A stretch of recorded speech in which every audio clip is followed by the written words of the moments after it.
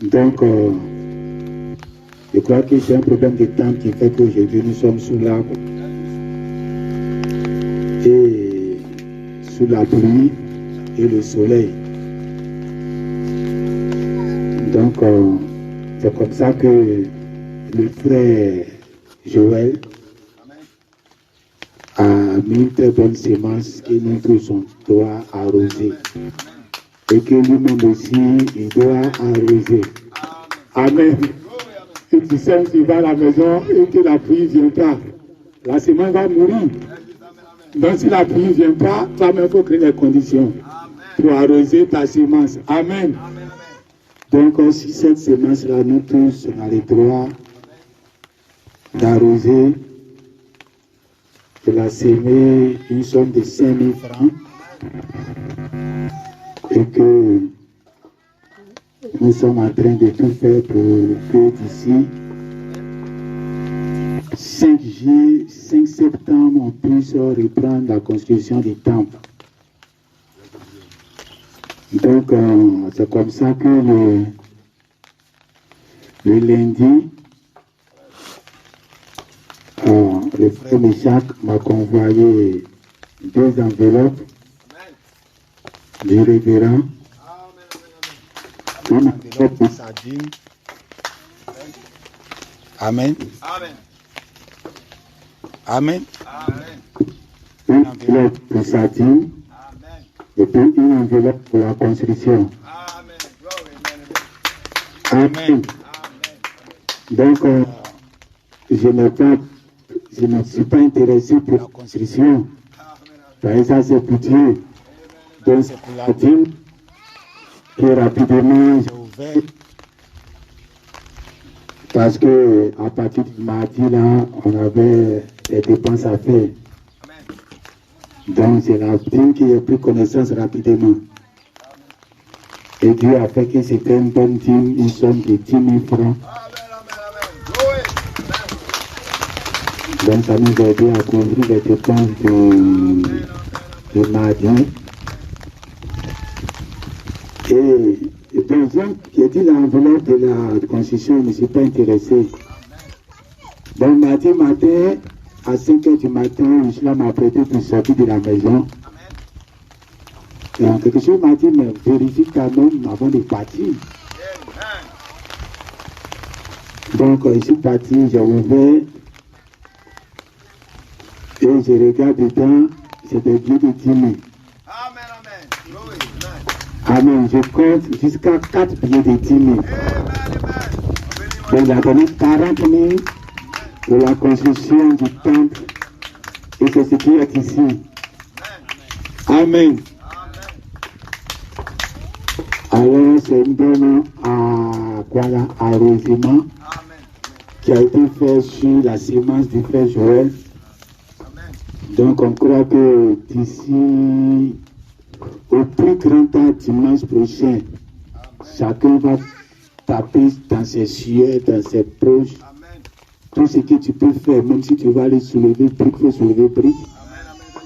Pour qu'on puisse accomplir peut-être une grosse somme de peut-être 100 000. Parce qu'on peut dire on a déjà 50 000. Donc il nous reste maintenant 50 000 par les 3 qui restent. Ça va environ 500 000. Donc pour achever les bois de la charpente, il m'en faut encore 50 000. Donc je crois qu'on a une semaine pour que chacun de nous donne 10 000. On n'a plus besoin, où on disait qu'il donnait 2 000 francs, là c'est passé. Amen. Le délai qu'on s'est donné pour qu'on reprenne la construction là, c'est arrivé. Amen. On est à une semaine de ça. Donc ce n'est plus une affaire de 500 000 francs. C'est une affaire de 5 000 et puis 10 000. Amen.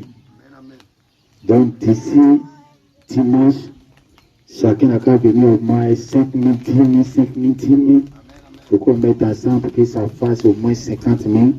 Pour mettre ce qui est là et puis finir la charpente. Une fois la charpente terminée, on peut mettre même un sachet noir dessus et passer là-bas. Amen.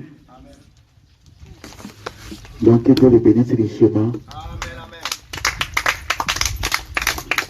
Maintenant, j'appelle la famille trésorière de venir prendre l'argent, l'enveloppe. Amen.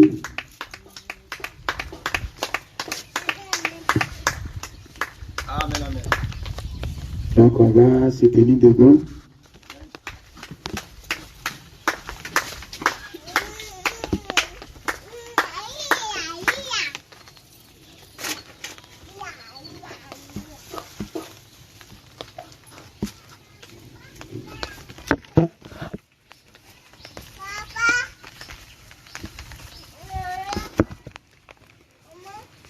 Amen, on croit que nous sommes une église pas comme les autres.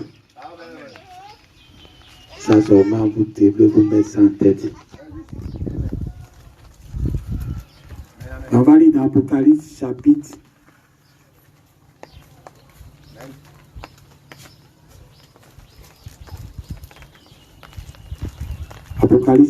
19, le verset 11 à 16. Puis je vis le ciel ouvert, et voici parut un cheval blanc. Celui qui le montait s'appelle fidèle et véritable. Et il juge et combat avec justice. Ses yeux étaient comme une flamme de feu. Sur sa tête étaient plusieurs diadèmes. Il avait un nom écrit que personne ne connaît, si ce n'est lui-même. Et il était revêtu d'un vêtement teint de sang. Son nom est la parole de Dieu. Amen. Les armées qui sont dans le ciel le suivaient sur des chevaux plats, revêtus d'un fin lin plat, pur. De sa bouche sortait une épée aiguë pour frapper les nations. Il les paillera avec une veille de fer, et il foulera la cuve de vin de l'ardente colère du Dieu Tout-Puissant. Il avait sur son vêtement et sur sa cuisse un nom écrit, Roi des rois et Seigneur des seigneurs. Amen. On va lire Ésaïe chapitre 3, le verset 24. Au lieu de parfum, non, c'est pas ça. Ésaïe chapitre 40, le verset 10 à 11. Voici le Seigneur, l'Éternel, vient avec puissance et de son bras il commande. Voici le salaire est avec lui. Et les rétributions le précèdent. Comme un berger, il paillera son troupeau. Il prendra les agneaux dans ses bras et les portera dans son sein. Il conduira les brebis qui allaitent. Maintenant, on va lire d'autres versets. Ecclésiaste chapitre 9, le verset 13 à 18. Quand vous suivez bien ce qu'Ecclésiaste dit ici, c'est Salomon qui parle. J'ai aussi vu sous le soleil ce trait d'une sagesse qui m'a paru grande. Il y avait une petite ville, avec peu d'hommes dans son sein. Un roi puissant marcha sur elle, l'investit et éleva contre elle de grands forts. Il s'y trouvait un homme pauvre et sage, qui sauva la ville par sa sagesse. Et personne ne s'est souvenu de cet homme pauvre. Et j'ai dit, la sagesse vaut mieux que la force. Cependant, la sagesse du pauvre est méprisée. et ses paroles ne sont pas écoutées. Les paroles des sages, tranquillement écoutées, valent mieux que les cris de celui qui domine parmi les insensés. La sagesse vaut mieux que les instruments de guerre, mais un seul pécheur détruit beaucoup de biens. Amen. Ok, on termine les yeux.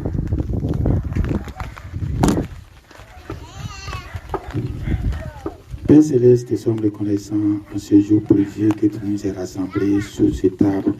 Seigneur, nous te remercions parce que c'est toi qui as pourvu ce moment, cet instant. Tu nous as réunis avec tous tes enfants. Nous croyons que tu nous as bénis dans l'adoration. Maintenant que nous allons parler, nous croyons que tu seras encore dans cette parole pour donner la promesse qui est en ce temps de la fin. Car nous savons que s'il y a un temps où les gens ne vont pas mourir, c'est ce temps que nous vivons. Il n'y a pas un autre temps en dehors de ce temps.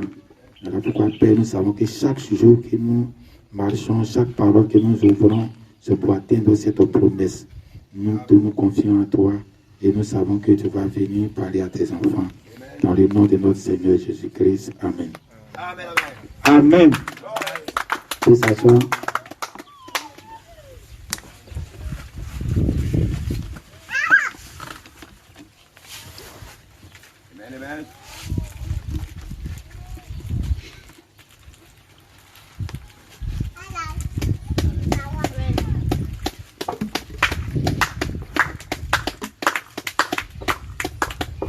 Amen. Amen. Il y a le prophète Branham qui a dit,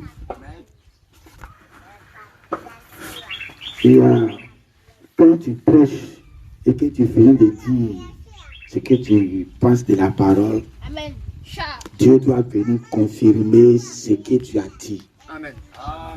Et la meilleure façon pour Dieu de confirmer que ce que tu viens de dire est vrai, c'est quand les gens vont venir et que tu vas commander aux démons de partir et que les démons vont partir et que les malades vont guérir. Et c'est là que Dieu est en train de confirmer ce que tu viens de prêcher. Amen. Donc, cette confirmation aujourd'hui n'est pas 100% fiable. Amen. Aujourd'hui, on ne peut pas se fier à cette confirmation. Amen. Parce que même les oracles peut-être n'avaient pas 100% la vérité. Mais ils priaient pour les malades et les malades guérissaient. Amen. Ils finissaient de prêcher ce qu'ils croyaient que c'était juste. Amen. Et après ça, ils priaient pour les malades et Dieu guérissait les malades. Amen. Ce n'était pas Satan qui guérissait les malades, c'est Dieu qui guérissait les malades. Amen. Alors, si quelqu'un aujourd'hui s'arrête et qu'il dit, après avoir prêché, Amen. Qu'il a prié pour un malade et que le malade est guéri, c'est la confirmation. Amen. Je peux te dire aujourd'hui que ce n'est pas la confirmation à 100%. Amen. Satan même est à 90% dedans actuellement. Amen. Tous les enfants de Satan, les faux ouins partout, c'est quand on dit faux ouins, ça veut dire qu'ils n'ont pas la vérité. Or, pourtant, c'est eux qui descendent le feu du ciel et qui font les miracles. Amen. Ce n'est pas moi qui le dis, c'est Jésus qui a dit. Il les a appelés les faux ouins. Donc, ce sont des faux ouins qui sont confirmés par des miracles. C'est de quelle confirmation? Aujourd'hui, nous n'avons pas besoin de cette confirmation. Dites Amen. La meilleure façon pour Dieu de confirmer son serviteur, c'est par la parole. Au moment où tu parles et que tout le monde conteste ce que tu dis, et que le temps te donne raison, c'est Dieu qui te confirme. Dites Amen. Il n'y a que Dieu qui a 100% la vérité. Donc tu vas voir un faux qui va prêcher 10 choses. Et les 10 choses, il y a 4 dedans qui se confirment comme étant vraies. Mais il y a 6 dedans qui ne se confirment pas comme étant la vérité. Satan ne peut pas faire 100% avec la parole. Amen. Donc à ce niveau, c'est Dieu seul qui peut faire 100%. Et quand Dieu fait 100% avec c'est la meilleure confirmation que Dieu peut te donner. Et que Satan ne peut pas s'approcher à côté. Amen. Alors, en ce temps de la fête, tu cherches une confirmation. Après ta prédication, c'est ce que toi tu as dit. Et que depuis que la terre existe, personne n'a jamais déclaré cela. Et que tout le monde entier conteste cela au temps présent où tu viens de prêcher ça. Mais 10 mois après, 5 ans après, 10 ans après, Dieu confirme que ce que tu as prêché là-bas était la vérité. Dites amen. C'est de cette confirmation il s'agit. Et que tu vas prêcher 1000 choses. Toutes les 1000 choses se confirment. C'est que si cette voie-là n'est pas la vérité, c'est que Satan n'existe pas. C'est que Dieu est partout. Amen. Parce que nous ne sommes pas de Dieu. Et que tout ce qu'on parle existe. C'est que Satan aussi n'existe pas. C'est que c'est de Dieu et c'est de Dieu. C'est pas de Dieu, l'autre côté c'est de Dieu. Amen. Donc, je crois que dans ce ministère, on a prêché beaucoup de choses.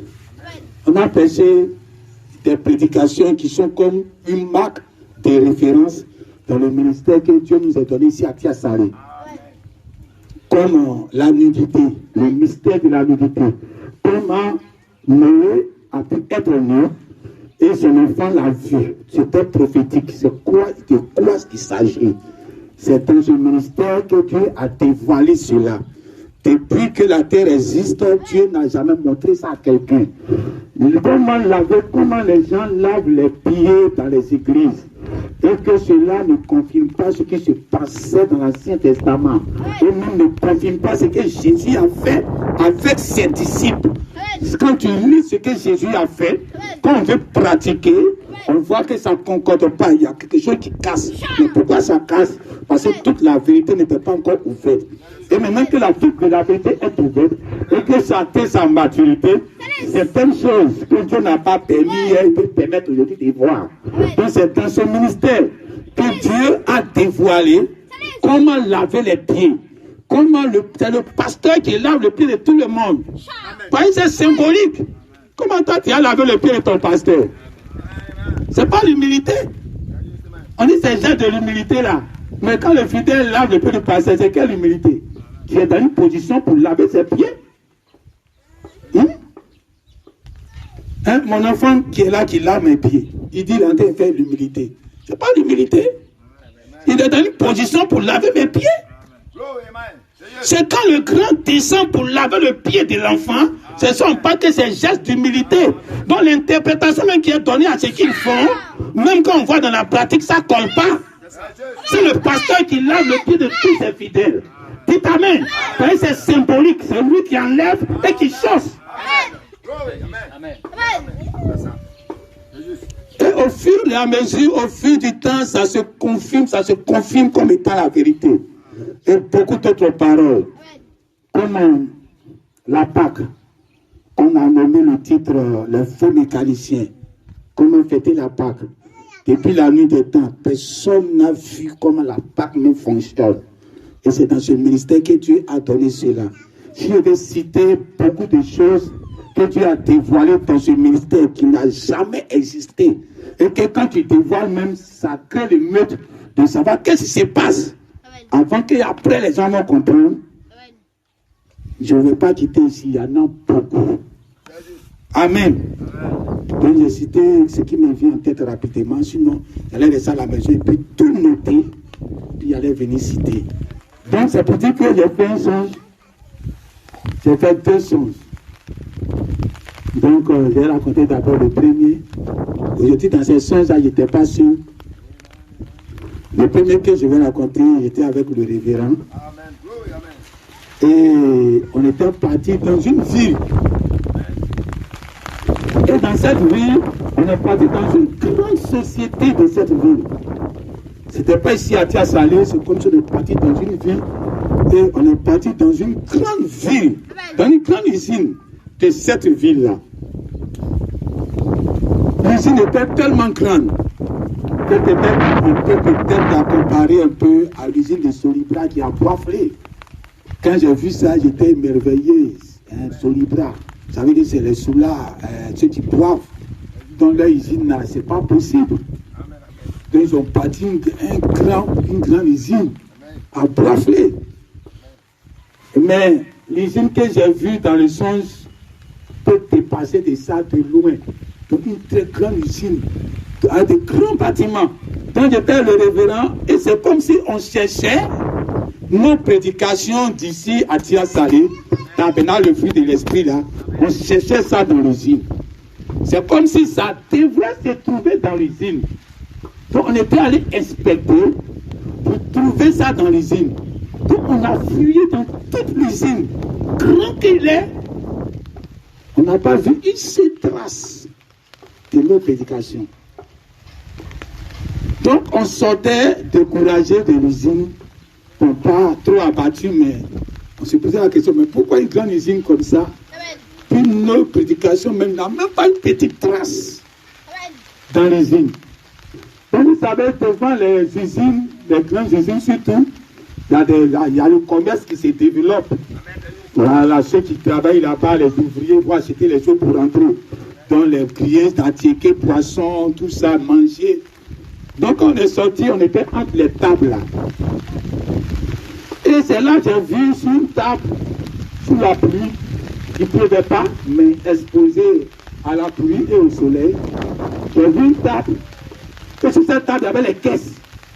Vous connaissez les caisses en bois que les menuisiers font pour cotiser l'argent. Les caisses en bois là. Donc, c'était un peu de dimension un peu grand, comme ça. C'est déposé sur la table, exposé à la pluie et au vent, au soleil. Donc, quand j'ai regardé les bois étaient vraiment fatigués parce que c'est exposé à la pluie et au soleil. Donc, c'est noirci. Donc, même si tu veux payer, c'est pas nouveau. Et c'est sur ces caisses-là que j'ai vu nos prédications. Sur chaque caisse, tu vois la photo, l'image, le logo de l'église sur une face de la caisse. Et puis quand tu retournes, le commentaire qui est lié à la prédication est derrière la caisse. Donc sur chaque caisse, quand tu soulèves, si c'est une prédication, tu vois dans le dos, ça y est là. Avec son commentaire, Et je me suis dit, mais quand il était là, il revenait, puis je me suis dit, mais comment se fait-il que nos prédications, ça y est autour ici? Et puis, vous connaissez ici en Côte d'Ivoire, c'est la Haoucha qui vend des petits trucs comme ça. Donc le monsieur que j'ai vu peut être un peu comme un burkinabé comme ça, qui vendait ça. Et je me suis dit, mais pourquoi nos prédications se retrouvent autour ici, sous le soleil, comme ça, sur des caisses? Au moins, on se posait des questions. Après, on s'est dit, bon, c'est un peu bon quand même. La chaque fois que quelqu'un paye la caisse, il va chez lui à la maison avec la prédication en même temps. Donc, on était satisfait un peu. Et c'est là que j'ai vu un tableau dans le petit marché de l'usine là au dehors là, où toutes les prédications d'ici, du tabernacle, ici étaient listées là. Donc, ça dit tout ce que tu veux, mais c'est la caisse. Tu payes la caisse, là tu as ça. Pourquoi caisse d'argent? C'est à chacun de voir. Amen. Donc c'est comme ça que je me suis réveillé. Donc vous voyez que ça devrait se trouver dans un endroit. Et nous tous on a pensé que c'est là-bas on va trouver. Puis ces traces, il n'y en a pas. Tu rentres dans le marché où c'est les ouvriers qui viennent manger, pas les grands boss, et ils ne mangent pas là. C'est les ouvriers qui viennent manger là, les petits commerçants, les petits... C'est là que j'ai compris le songe. Il y a une fois, je vous ai dit un songe ici où je traçais dans le ciel, je revenais, et c'est le musulman, le gardien Croc, qui croyait ce que je faisais, mais ceux même que c'est à cause de je faisais ne croyaient pas. Et je me suis dit, je me suis demandé pourquoi c'est eux qui croyaient, mais il a laissé comme ça et puis il a continué. C'est le même dimanche, la nuit, que j'ai eu ce songe. Dieu est venu me confirmer que ce sont les étrangers. Pas en tant que musulmans, parce que nous ici en Côte d'Ivoire, quand on parle d'étrangers, en même temps on voit musulmans. Or là-bas, le quartier, c'est un quartier étranger. Donc, quartier Croc, c'est un quartier pour les étrangers. Alors, donc pas forcément musulmans. Donc là, j'ai vu que c'est un Burkinabé qui vendait les caisses. Alors là, j'ai vu que c'est un étranger qui vendait les caisses. cela, j'ai compris pourquoi c'est les étrangers qui ont cru. Amen. Donc ceux-mêmes qui sont destinés à croire là, qui sont bien bâtis, que Dieu compte sur eux, pour que l'enlèvement se fasse de façon glorieuse, ou bien ce qui se passe ici soit vraiment bien vu, ce n'est pas eux-mêmes qui vont recevoir. C'est des gens où on ne va même pas penser. Amen. Donc voici un peu. On va parler un peu, on ne va pas trop parler. Oui. Il y a un deuxième songe. Et là, j'étais à le frère Élie.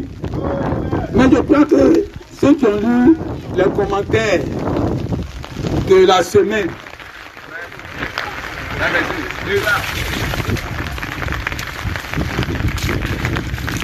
Amen. De la semaine, ils vont voir que le songe a influencé le commentaire. Par exemple, les gens souvent vont comprendre que le monsieur il fabrique. Il ne fabrique pas. Tu reçois et puis tu viens, tu donnes. Donc c'était la nuit. Je dormais bien, j'étais à le frère Élie. On se promenait, puis on est arrivé dans une cour. Une cour qui est âpre, où il y a des arbres.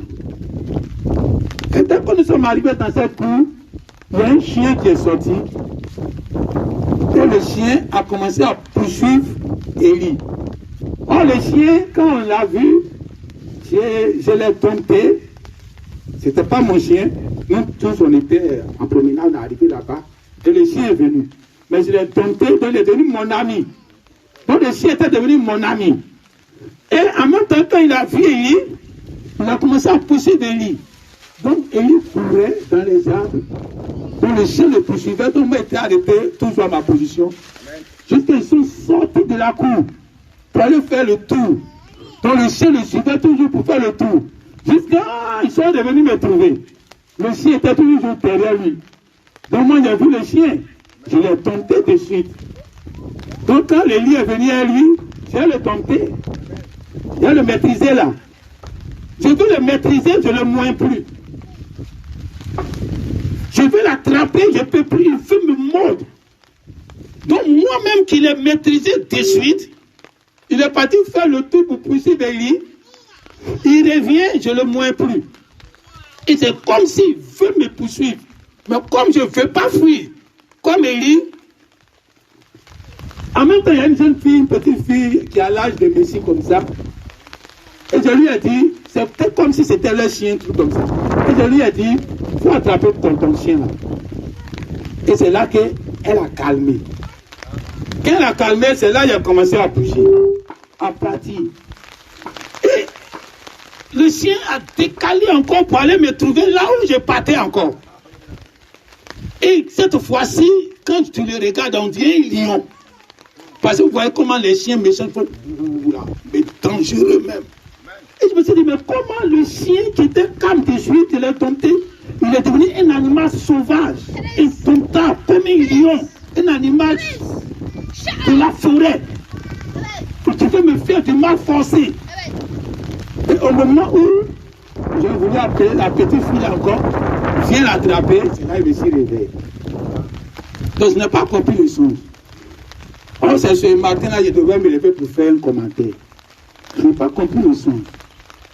C'est après que j'ai compris que on a parlé de quelque chose d'indomptable le dimanche passé. Qu'on doit dompter les animaux. Donc, un animal qui a été dompté, on le moins. Mais c'est un animal domestique, donc c'est un lion. Et c'est un chien. C'est un animal qui est pour l'homme. Mais bizarrement, il est parti, il est revenu, on le moins plus.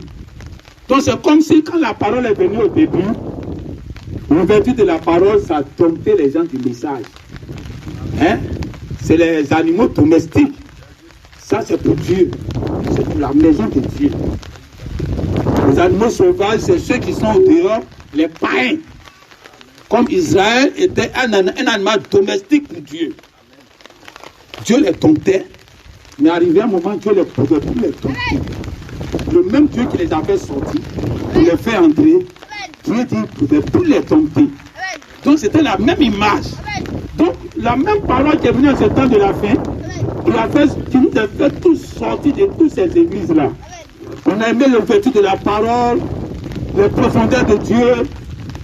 Et c'est ça le début, le chien domestique, qu'on a pu tomber au début. Mais après avoir fait le tour pour pousser des lits, il revient, tu ne le moins plus. La même chose, la même parole. C'est le chien, le même chien qui veut dévorer son maître, qu'il a dompté hier. Amen. Donc, c'est un peu la signification du deuxième sens, parce que là, j'ai déjà développé ça dans les commentaires.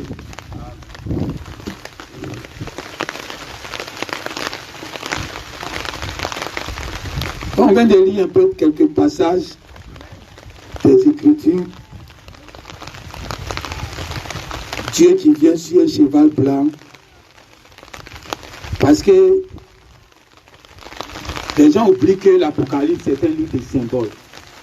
Donc un cheval blanc, Dieu qui vient, en même temps les gens ont l'image d'un Dieu puissant qui vient.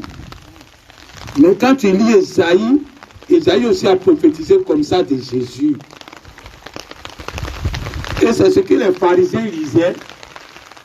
Et puis ils n'ont pas reconnu Jésus quand il est venu de façon simple. Amen. Quand tu lis comment Esaïe a dit il va venir, il va pas être comme un puissant, conquérant, tout ça. Et finalement, les gens se sont imaginés de grandes choses. Or, l'Apocalypse est beaucoup plus symbolique qu'Esaïe. Donc, si on doit voir que les petites paroles d'Esaïe ont trompé les plus grands religieux de leur temps, qu'en est-il des paroles de Jean, l'apôtre Jean? Si on ne fait pas attention, on risque d'entrer encore dans le vent. Voilà pourquoi, aujourd'hui, jusqu'à aujourd'hui, même les gens du message, difficile de savoir si le retour du Seigneur a été fait ou pas. Donc, on se retrouve dans la même configuration avec les Juifs. Les Juifs aujourd'hui sont en train de discuter toujours. Le Messie est déjà venu entre eux. D'autres disent le Messie est déjà venu. D'autres disent non, il n'est pas encore venu. D'autres prennent les Écritures pour montrer. D'autres prennent aussi d'autres Écritures pour montrer. Jusqu'à aujourd'hui, ce n'est pas eux tous qui sont 100% sur le Messie que nous croyons. Il y a certains qui nous ont rejoints. Et il y a certains qui sont toujours dans la colère, qui attendent. Donc jusqu'à aujourd'hui, quand tu parles du retour du Seigneur, la seconde venue, ça déchire toujours. Parce que quand on lit tout ce qui a été dit, difficile de comprendre que c'est ça qui s'est passé aussi simple. Mais voici Jésus qui vient. Maintenant, sur sa tête, il y a beaucoup de diadèmes. Mais pourquoi il y a beaucoup de diadèmes? Quand autant de... Vous savez que le message est un peu compliqué.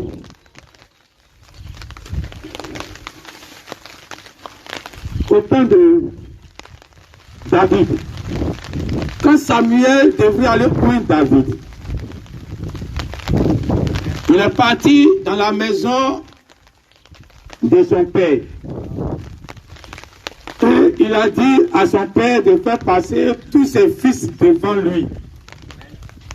C'était comme si c'était un schéma. Dieu même qui a dit à Samuel, va oindre celui que j'ai choisi. Le même Dieu pouvait dire, voici, c'est celui-là, c'est pas celui-là. Mais c'est comme si Samuel est venu, il ne sait plus ce qu'il fait. Les 7 enfants sont là. Le même Dieu qui t'envoyait, il dit, le voici. Tu n'as pas besoin de fatiguer le monsieur, faire venir lui là, non, c'est pas lui. Lui là, non, c'est pas lui. Arrivé un moment, si le père de David pourrait dire, mais Samuel, il ne sait pas ce qu'il fait aujourd'hui. Le monsieur qui parle, et puis ça arrive, il connaît les choses d'avance. Comment il va fouiller parmi les enfants comme ça? Oh, Dieu est en train de faire un schéma. Parce que les 7 âges de l'église vont défiler devant Samuel. Les 7 fils d'Ésaïe représentaient les 7 messagers qui vont défiler devant Dieu. Dites amen. Ils ont envoyé, Dieu lui a dit, il ne faut pas regarder la taille. Je t'envoie la part, il y a la taille. Il ne faut pas regarder la force. Il ne faut pas regarder la grandeur. Moi, Dieu, c'est que les gens considèrent là. Moi, je ne considère pas. C'est quand il a envoyé Samuel, il a dit toutes ces paroles-là. Parce qu'un jour va arriver.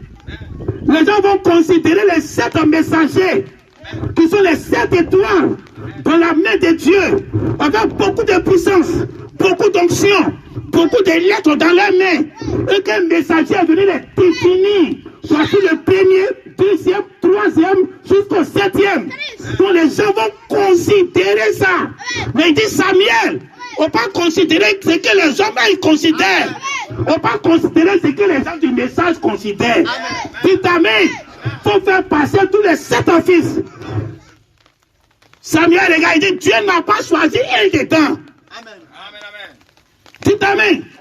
Dieu n'a pas choisi un dedans. Dieu n'a pas choisi Irénée. Dieu n'a pas choisi l'apôtre Paul. Malgré tout ce qu'il a fait dans la Bible, tout ce qu'on lit aujourd'hui, et puis on s'assoit dessus, c'est le premier, il s'appelle Eliab ou bien quelque chose comme ça. Et il est grand bien. Voilà. Ça, c'est l'apôtre Paul qui influence. Dieu n'a pas choisi. Et Dieu, et Samuel dit, Dieu n'a rejeté. Amen. Dites amen. Dieu l'a rejeté. Comment il peut employer le mot rejeté? C'est comme si quelque chose qu'on a pris et puis on rejette. Dites amen. Il a employé ce mot-là sur Saül. Quand Saül, Dieu a enlevé le trône dans sa main, il dit Dieu l'a rejeté. Or, quand on envoie les 7 offices, ils n'ont jamais été choisis. Mais dès qu'on les envoie, il dit Dieu n'a pas choisi celui-ci. Dieu l'a rejeté. Amen. Les 7 messagers qui sont venus depuis l'éternité, Dieu les a rejetés. Amen. Ils ont formé le visage de Christ. Dieu les a rejetés. Amen. Mais il demande maintenant, est-ce que c'est tous tes enfants qui sont là? Parce que c'est ceux qu'on voit. C'est ceux qu'on voit leur nom. C'est ceux qui sont dans ta main. C'est ceux qui ont reçu des lettres. Est-ce que c'est tous tes enfants qui sont là? Parce qu'on ne voit pas l'autre là. On ne voit pas sa position. Amen. Le père dit, il y a un qui est dans la forêt là-bas. C'est un pasteur. Dites amen. C'est pas un messager, c'est un pasteur. Un berger. Dites amen. Lui n'est pas prophète, c'est un pasteur. Va le chercher, c'est lui le 8e. Et Samuel dit, on ne va pas bouger ici. Personne ne va s'asseoir. Dites amen. Tout le monde est là, attend David aujourd'hui. Personne ne va s'asseoir. La 6e dimension ne peut pas s'asseoir. Tout le monde est debout. Même Ghana, même qui est parti, ne peut pas s'asseoir. Il attend David. Tant que David n'arrive pas, personne ne va s'asseoir. Dites amen. C'est lui le 8e. C'est lui on doit aller chercher. Eliab et tout le monde. Tout est arrêté. Même le Père est arrêté. Dites amen. Dieu Tout-Puissant est arrêté.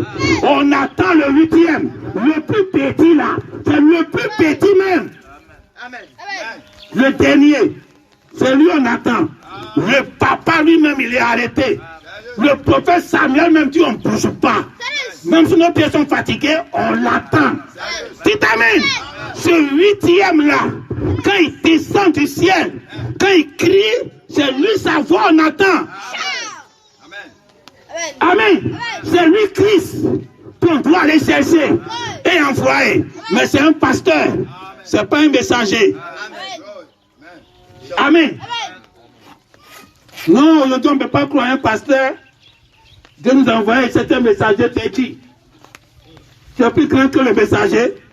Le messager est arrêté et puis ils sont allés chercher le pasteur. Amen. Amen. Parce que les choses naturelles typifient les spirituels. on veut donner bonbons, quand on veut donner médicaments à un enfant, toi tu ne peux pas le donner de façon que toi tu bois là. Hein? Tu fais comme ça, peut-être même que ça le rend malade.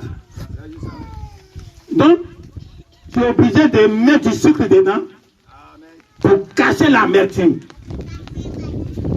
Et tu lui donnes et puis il boit.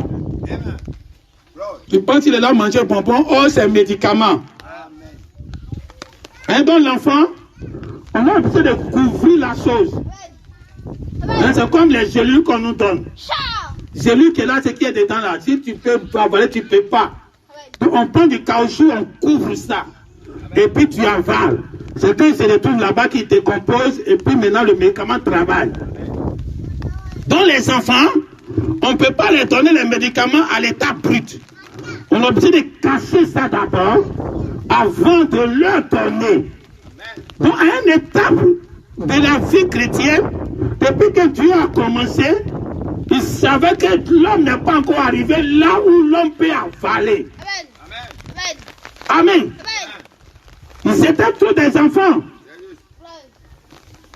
Quand il a envoyé Moïse, Moïse a mis un voile sur son visage. Pour que les bébés au lait ne puissent pas être scandalisés. Dites Amen. Mais la réalité était dans sa face. Tu as dit, tu ne peux pas voir ma face et puis tu vas vivre. Parce que tu es encore bébé. On ne peut pas donner la nourriture forte aux enfants. On a bien caché ça. Donc c'est mon tour, tu vas voir, mais tu ne vas pas voir ma face. C'est-à-dire quoi, je couvre ça. Amen. Hein, vous les femmes là. L'homme quand il s'en te chercher au dehors là-bas là, c'est pas la vraie face, il te montre, hein. C'est son dos, il montre. Quand il paye les soukouya pour te donner les viandes braisées, c'est son dos, il est là montré. Quand il me paye les poissons, la braise et puis tu manges, c'est son dos, il est là montré. Tu es obligé. Même si tu n'as pas l'argent, tu vas faire tout pour montrer ton dos. Comme tu as montré son dos au bébé au lait. Vous ne pouvez pas voir ma face actuellement. Si tu t'en vas avec ta vraie face pour chercher femme, tu ne vas pas gagner. Elle va mourir. Elle ne va pas t'accepter. Tu ne peux jamais. Amen. Il faut lui montrer ton dos. C'est comme ça que tu as montré son dos. Toi aussi, il faut montrer ton dos. Amen. Paye les bonbons trucs, il faut lui donner. Mais il y a une autre face. Ça, c'est à la maison, on voit ça. Quand on dit qu'il faut aller déjeuner, attends, mais tu ne sais pas qu'il était vu. Mais ça, on ne dit pas ça au dehors. Si tu as dit ça, elle va te fuir. Quand elle veut, tu vas rentrer, tu as sorti, tu as lui donné. Donc tu ne peux pas voir ma face et puis tu vas vivre. Alors je dois cacher ma face. Alors les gens qui ne pouvaient pas voir la face de Moïse, c'était des gens qui étaient indignes de voir la face de Moïse. S'ils voyaient la face de Moïse, ils allaient mourir spirituellement. Dites Amen. Et le jour que la face est arrivée, réellement ils sont morts. Parce qu'ils sont restés bébés. Car la face qu'ils ne devaient pas voir, c'était Jésus. Dites Amen. Quand l'apôtre Paul est arrivé, l'apôtre Paul dit, c'est la réalité là qui est Jésus. Mais c'est les voix là qui les empêchent de voir que la réalité c'est Jésus. Dites Amen. Donc quand il cachait, c'était Jésus. La gloire qui brillait, qui rayonnait, c'était la gloire de Jésus. La gloire du message là. La gloire de la loi, c'était le Nouveau Testament qui allait arriver. Dites Amen. Mais les bébés au lait, s'ils voyaient ça, ils allaient mourir. Ils n'allaient pas accepter. Ils allaient tous aller en enfer. Comme Dieu dit, il a caché ça. Vous allez accepter, vous allez manger la chose avec la coquille. Hein? Quelqu'un qui avale l'œuf avec la coquille, est-ce que tu as senti le goût? Amen.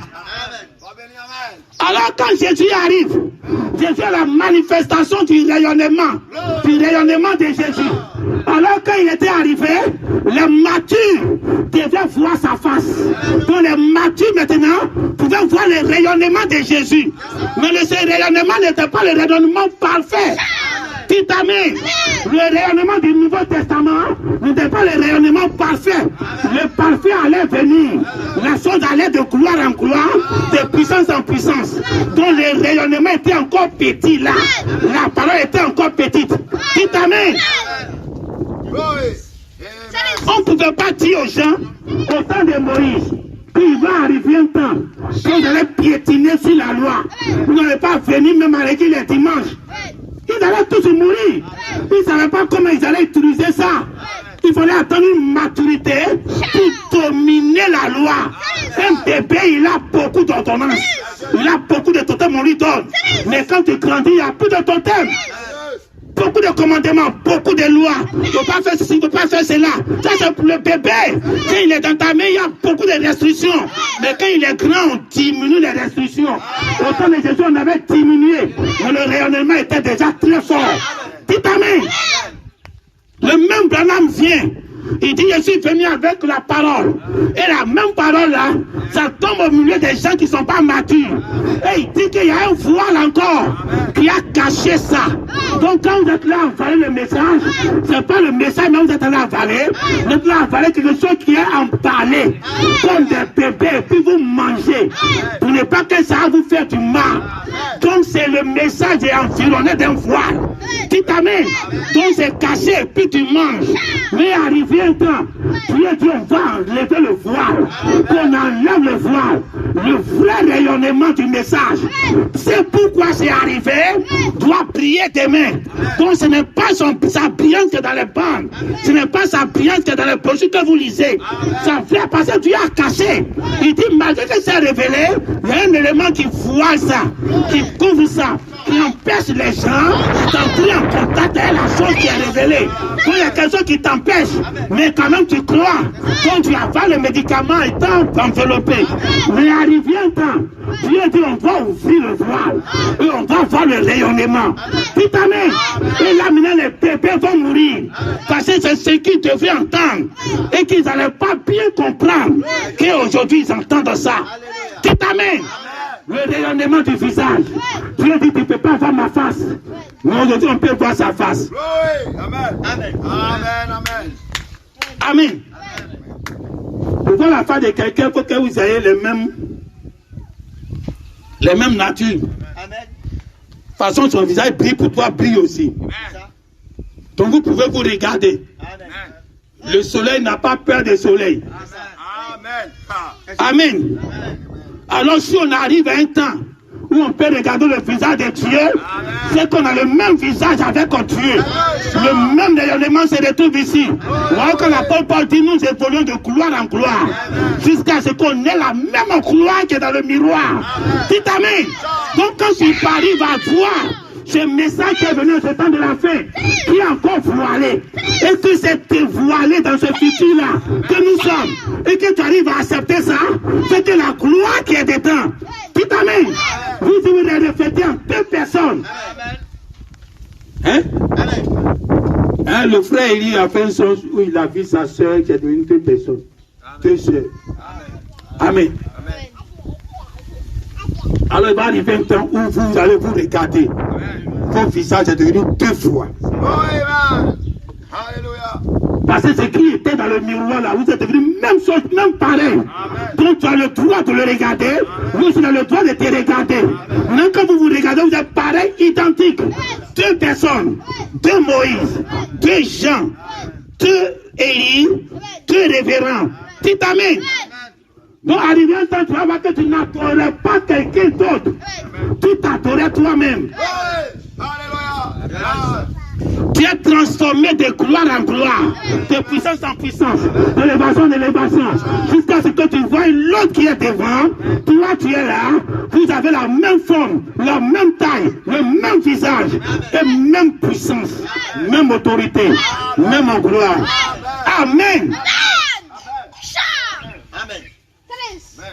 Il est venu chercher David. Il doit oindre David. Mais d'abord, avant de oindre David, il avait d'abord oint Saül. Il a pris un bidon d'huile. Dieu dit, prends ton bidon d'huile, va oindre Saül pour devenir roi. Il a pris le bidon d'huile. Il allait oindre Saül. Quand pour David est arrivé, Dieu lui dit, c'est pas Samuel qui choisit. C'est Dieu qui a dit, prends bidon. Faut aller où Saül. Au temps de David, Dieu dit, prends la corne de buffle. Prends la corne. Faut remplir ça. Faut pas même petit dedans. Faut remplir la corne d'huile. Va verser sur la tête du petit garçon là. Amen. Mais pourquoi tu as mis une différence? Il y a un qui faut prendre bidon. Et puis il y a un qui faut prendre corne de buffle. Amen. Mais la manifestation a été ce qu'il a été commandé. Amen. Quand il a oué Samuel, Saül, il a dit à Saül, tu vas partir, il y a un certain nombre d'événements que tu vas voir s'accomplir. Et dans un certain nombre d'événements, tu vas aller trouver des prophètes qui sont en train de prophétiser. Quand tu vas les rencontrer, et puis ils sont sous l'onction en train de prophétiser, l'esprit va te saisir. Et tu vas commencer à prophétiser comme eux. Amen.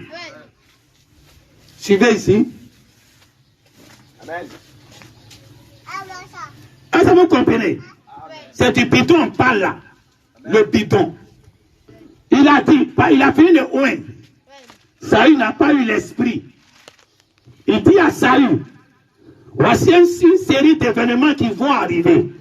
Dans cette série d'événements, où tu vas avoir l'onction là, tu vas aller croiser des prophètes. Ils sont en train de prophétiser. Et quand tu vas les croiser, quand tu vas être en contact avec l'esprit va te ouer. Et tu vas commencer à prophétiser comme eux. Amen. Amen. C'est ça le bidon. Dites Amen. Il n'a pas été oué par la corne. Il a été oué par un fiole, par un bidon. Donc ce qu'il veut dire, son onction là, c'est une onction de vierge folle. Dites Amen. Il n'a pas eu son onction d'un grand type. Il a eu une onction de petits, des prophétiseurs des quartiers, des prophétiseurs dans la ville. Dieu dit, je ne peux pas te donner mon vrai esprit, mais il y a mes petits esprits. C'est ça, il a te donné, toi, Saül. Mais quand il est arrivé chez David, il a pris la corne de buffle, rempli d'huile, puis il a versé sur tête de David, 6 places là. L'esprit l'a saisi. Mais l'esprit a quitté où? C'est quitté chez le monsieur qui est corne. C'est quitté chez Samuel. Dites Amen. Donc l'esprit patron qui était en Samuel est parti se poser sur David. Amen. L'esprit de Samuel n'était pas posé sur Saül. Saül devait aller chercher un esprit de prophétiseur, de petit loin pour être loin. Mais quand David a été loin, Dieu l'a pas envoyé chez le prophétiseur. Dès que la corne l'a loin, l'esprit l'a loin. Quand l'esprit l'a loin, c'est l'esprit de Saül, de Samuel, qui est tombé sur lui. Dites Amen. Un grand esprit. Donc quand tu entres dans le message, c'est quelle coupe tu reçois? Tu reçois ton huile là par un bidon? Non, monsieur. Dites Amen. Mais c'est comme ça que les choses se passent.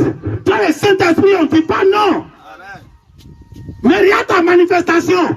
Ça détermine que tu as reçu ça d'un bidon spirituel, d'un petit esprit, d'un prophétiseur dans la vie. C'est lui qui t'a oint. Amen. Amen. Amen. Quand tu prends Dieu, il venait en ce temps de la fin. La Bible dit, il avait plusieurs diadèmes, donc plusieurs couronnes sur sa tête.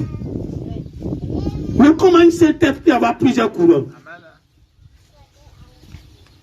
Or, quand on parle de la bête, la même Apocalypse dit la bête a 7 têtes et 10 cornes. Et sur chaque tête, il y avait des couronnes. Sur chaque tête. Amen. Et quelque part devant, on dit la tête, les 7 têtes, n'avait plus de couronne. C'est les 10 corps maintenant qui avaient des couronnes. Dites Amen. Mais il y a Jésus qui vient avec une seule tête qu'il a, mais il a plusieurs couronnes. Mais qu'est-ce que ça veut dire? Vous savez, la Bible dit Dieu est suffisant, tout suffisant. Il est le seul être qui est tout suffisant. C'est-à-dire qu'en dehors de Dieu, il n'y a pas un être qui est tout suffisant. C'est-à-dire que Satan qui est là, s'il n'y a pas Maman qui est là, son œuvre est imparfaite. Si tous ces démons qui sont là ne sont pas là, Satan devient impuissant. Donc Satan n'est pas tout suffisant lui seul. Il se complète plusieurs royautés ensemble qui forment le pouvoir de Satan. Mais Dieu lui seul, il a tout en lui seul. Dites Amen. Lui seul, il est Gabriel, il est Michael, il est tout. Lui seul. C'est-à-dire que si vous tout ça, vous partez, lui peut recréer notre monde lui seul et faire tout lui seul. Il est suffisant en lui seul. Dites Amen.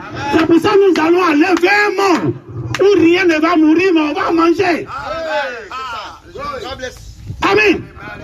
Aujourd'hui, si tu veux manger la viande, si tu veux manger pof de bœuf, tu es obligé d'aller tuer bœuf. Si peu n'existe pas, tu ne peux pas manger pof. Donc tu n'es pas tout suffisant. Il faut que peu existe pour que tu aies sa viande pour manger. Donc on se complète comme Satan qui se complète. Mais quand on va arriver dans un autre monde, le peu est là, tu dis je ne m'occupe pas de toi. Je prononce la parole. Les éléments qui fabriquent ta bosse là, ils fabriquent ça ici. C'est amis.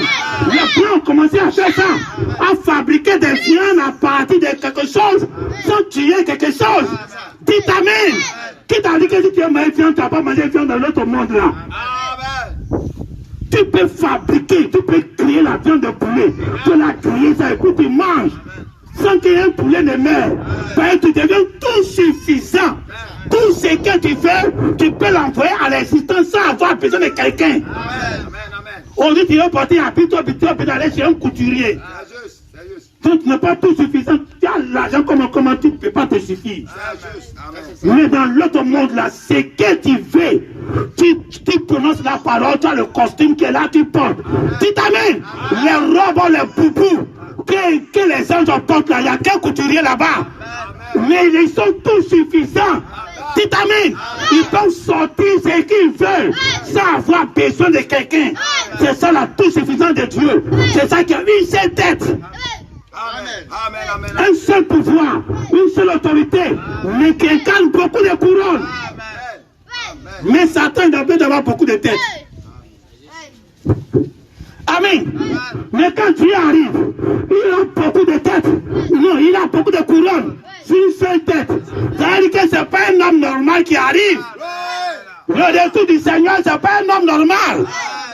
Ce n'est pas Branham. Ce n'est pas Jésus. Ce n'est pas un homme normal. C'est la royauté qui arrive. La royauté est composée de plusieurs personnes, de plusieurs couronnes. Chaque personne qui trône, c'est le retour du Seigneur. Dis amen. Dès que tu prends le trône du Seigneur, dès que tu es sur la terre, c'est le retour de Christ. Dis amen. Donc depuis la nuit des temps, si après que Jésus soit venu, il y a eu quelqu'un qui a trôné pour avoir la couronne, il était déjà le retour du Seigneur sur la terre. Dis amen. Dieu qui est parti, quand il a son identité sur la terre, c'est son retour. C'est quand retour tu attends. Amen. Dis amen. La même gloire qui est au ciel. Dès que c'est le retour sur la terre, Dieu est déjà revenu. Donc c'est la royauté. Plusieurs rois qui se succèdent sur le même fauteuil. Pas beaucoup de fauteuils. Il dit, je suis assis sur le fauteuil de mon père. Vous aussi, vous allez venir vous asseoir là. Dans le même fauteuil du père là. C'est là-bas, nous tous on s'assoit. Tu n'es pas un petit gars. Dis amen. C'est le fauteuil du Père. C'est là-bas qu'on s'assoit. Le Père invisible, qu'on ne peut jamais voir. C'est là que Jésus dit, tu vas te faire asseoir là. Donc c'est au-delà du fauteuil de Jésus. C'est le fauteuil du Père que Jésus te donne et que tu t'assois dessus. Tu prends le règne au ciel et sur la terre.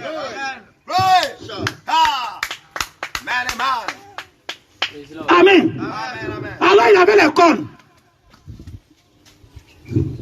Mais on voit que la Bible dit, Amen. le pouvoir, Amen. le dragon a donné son autorité Amen. à la bête. C'est juste. Hein?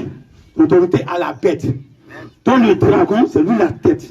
Amen. C'est lui les 7 têtes. Maintenant la bête là, c'est lui les cornes. Donc ce sont les églises qui sont sur la terre. Qui maltraitent tout ce qui est Dieu. C'est eux la bête. Et cette bête-là, on lui donne le pouvoir. Et tu vois que ça se concrétise dans la royauté. Amen. Les têtes là, qui avaient d'abord des chapeaux de roi, ils perdent les têtes dans le futur, le chapeau, et puis c'est les couronnes maintenant qui ont c'est les cornes maintenant qui portent la royauté. Dites Amen. Et puis la Bible dit, les cornes reçoivent même autorité, même puissance, même gloire que les têtes. Et que les têtes ont donné tout ce qu'ils ont comme autorité aux cornes. Dites Amen. C'est que Satan a fait dans sa haine là. C'est Dieu qui ne va pas faire ça dans son amour. Dites Amen.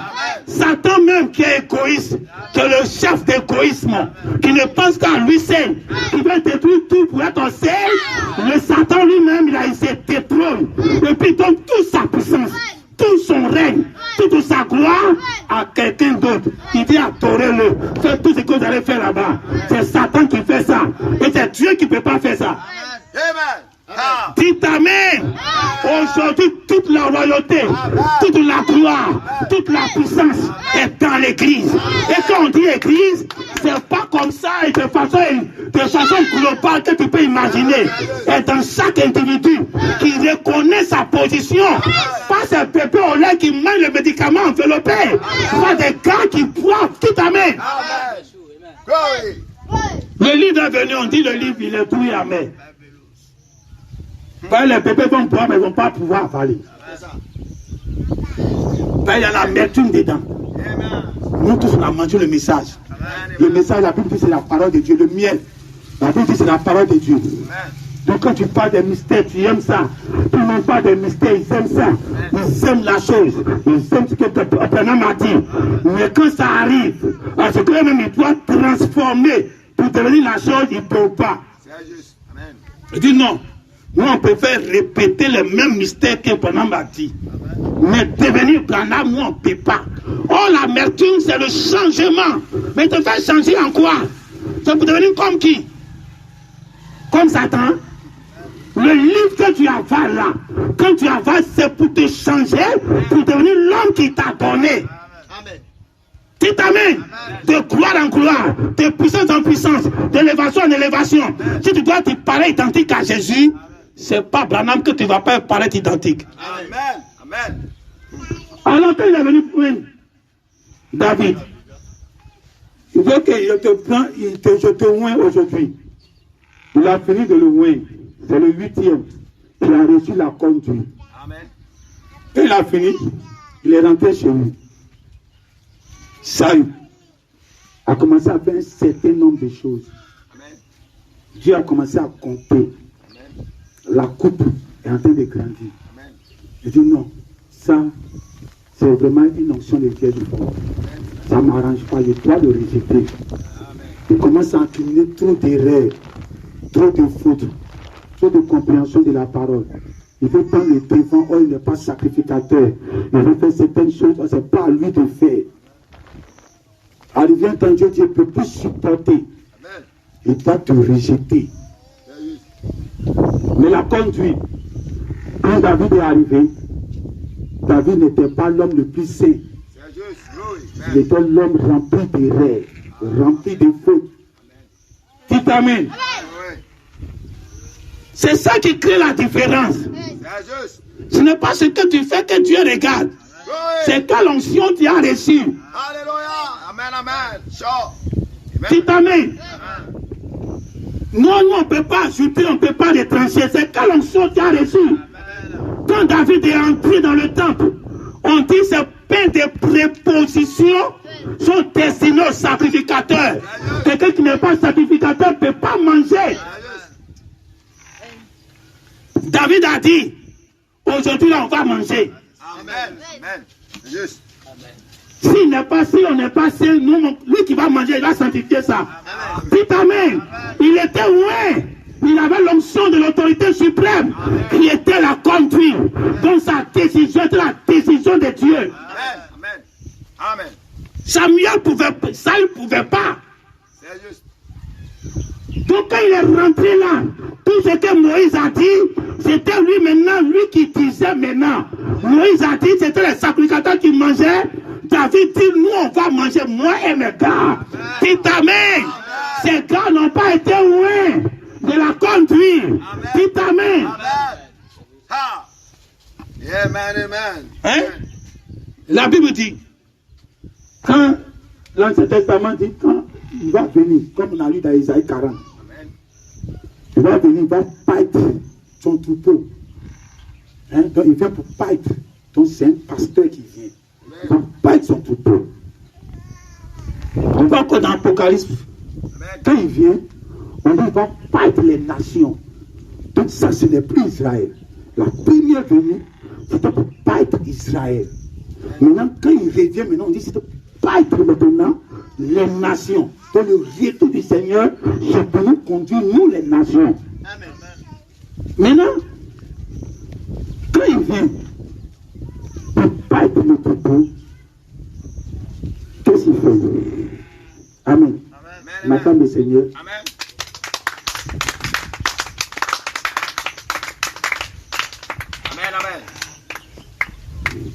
Amen. Quand il vient, il doit paître. Il va paître le troupeau. Donc c'est comme un berger qui vient avec une parole de fer cette fois-ci. Là-bas c'était bois. Ça n'a pas été signifié que c'était le fer. Mais cette fois-ci on va dire, il va paître avec une flèche de fer. Donc quelque chose de plus solide va venir ce temps de la fin pour nous les nations. Mais ça va nous conduire. Une autorité qui va nous conduire.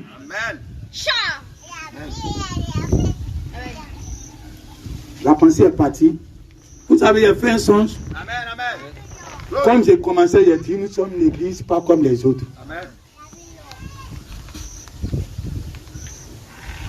Est-ce que toutes les églises, les pasteurs doivent ordonner le pasteur?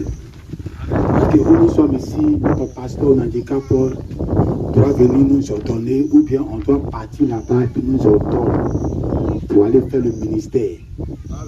Donc toutes les jeunes ministères qui sortent cherchent à être ordonnés. C'est l'ordre des choses. Mais nous on n'a pas eu ça aussi. Donc il y a une fois j'ai fait un songe et que j'ai vu mon pasteur était en train de prêcher comme dans une grande rencontre. Et puis nous tous on était assis, on l'écoutait. Et puis un coup je me suis levé. Je suis parti en plein pendant qu'il prêchait. Et quand il partait, je me suis dit, mais il est là prêché, puis il m'avait pour l'interrompre. Et si c'est bien. Mais je suis parti. Et je suis arrivé et je lui ai dit, il n'a qu'à m'ordonner. Et il m'a dit, pourquoi tu veux que je t'ordonne? Quand on s'est vu à Yamoussoukro, quand j'ai dit que Dieu bénit ton ministère, j'étais ordonné comme ça. Amen. Amen. Mais lui-même, il ne sait pas. Amen. Il sera assis là, il a dit, mais tous les jeunes ministres qui sont sortis, eux tous m'appellent pour que je les ordonne. Mais lui qui est parti à Tia Salé là, jusqu'à aujourd'hui, il ne m'a jamais appelé. Ou bien il a appelé quelqu'un d'autre pour l'ordonner. Amen. Oh, il ne sait pas que son esprit qui est en lui m'a déjà ordonné. Dites Amen. Ce n'est pas une affaire de 16 éléments. Quand tu prends le piton pour oindre quelqu'un, c'est le 16 que quelqu'un qui a fabriqué ça. C'est la main de l'homme qu'on prend pour te oindre. Mais quand c'est la corne, c'est ce que Dieu lui-même a créé. Que Dieu l'homme n'a pas la main dedans. C'est ça on prend pour te oindre. Dites Amen. Donc quand il était en train de m'ordonner, il ne savait pas qu'il allait bénir mon ministère comme ça. Mais l'esprit qui est en lui dit que j'étais ordonné comme ça.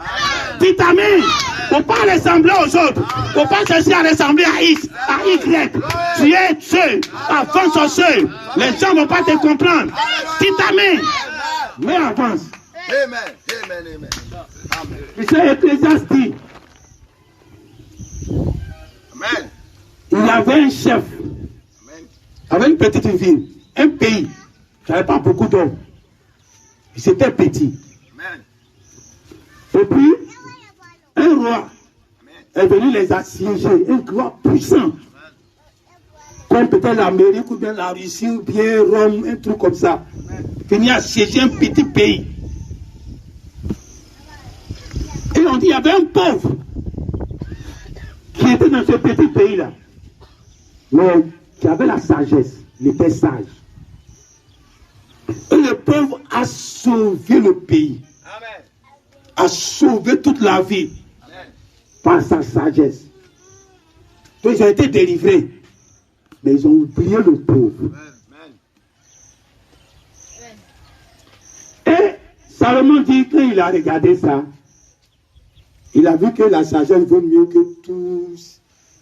La royauté, les grandes puissances, ceux qui trônent sur les églises, avec puissance et pouvoir, avec leurs agents, avec Amen. leur autorité. Mais ils n'ont aucune sagesse. La sagesse, on parle, c'est ce que la Bible dit.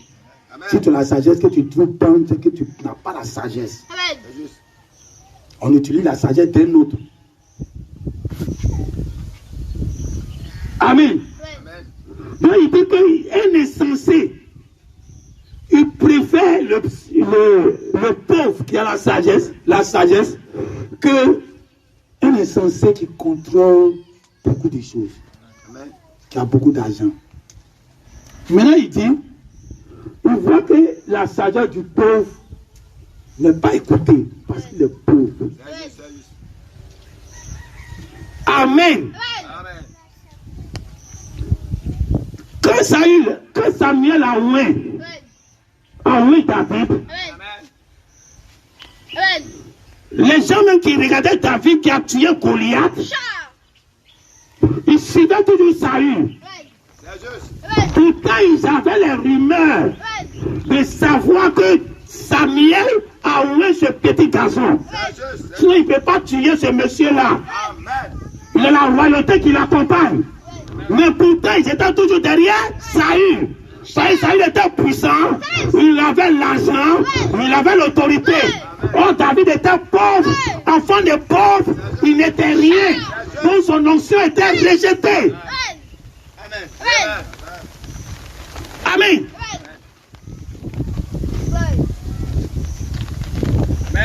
Quand Jésus était venu, Jésus n'est pas venu pauvre au hasard. C'est juste. Amen. Parce que Jésus savait que s'il venait riche, tout le monde allait l'accepter.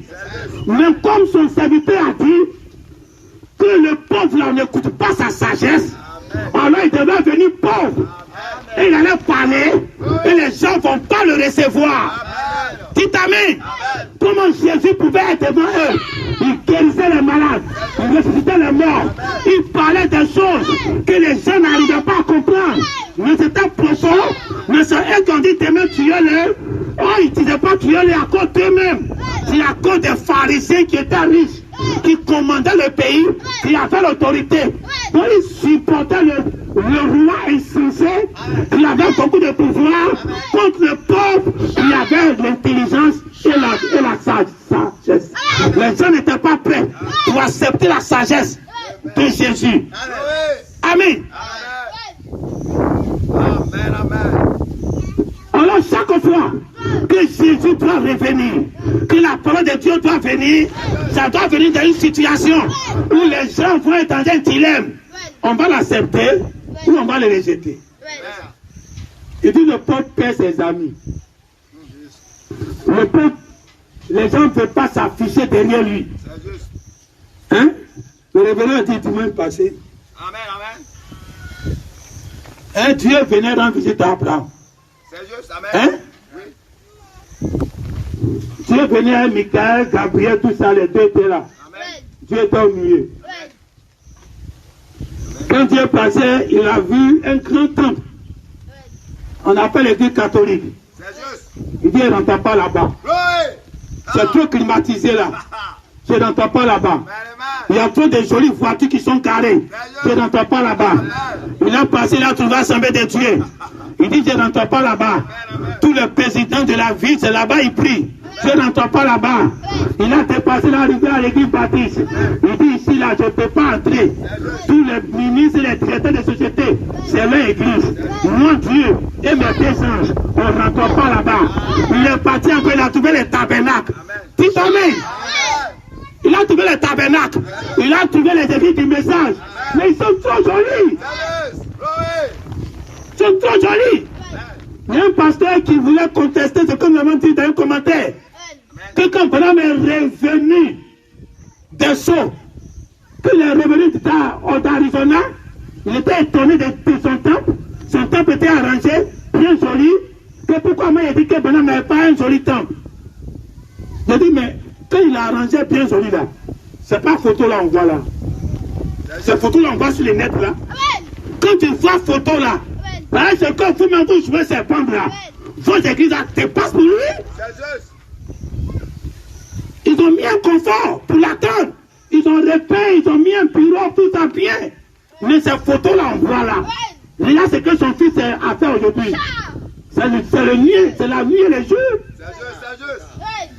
Vous-même vos églises, vous n'êtes même pas messager. C'est vous, vos églises, te passent le messager de loin. Puis tu te moques de Branham. Quand Branham pleurait sur le temple de Oral Robert là, c'est ça qu'ils ont fait pour l'attendre. Ils se contentaient de ça. C'est comme nous pour nous, si on fait ça bien joli, on sera content. Mais les gens qui regardent, elles sont prêts se mettre à côté. Mais on sera content de bien faire ça. Et moi, vraiment, on a eu un joli temple. Tu vas comparer ça aux temples qui sont partout là. Amen. Alors, c'est Dieu venait. Michael est là, Gabriel est là.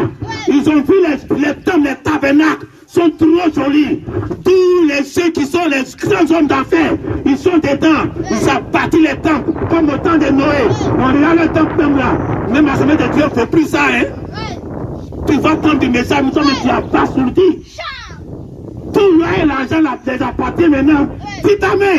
L'oeil et l'argent est dans le message et Dieu les a donnés. Toi, Dieu l'a venu là, regarder le temple. Il dit, je ne peux pas entrer dans ça. Je m'en vais sur Abraham. Abraham assis sur un arbre. Dites amen.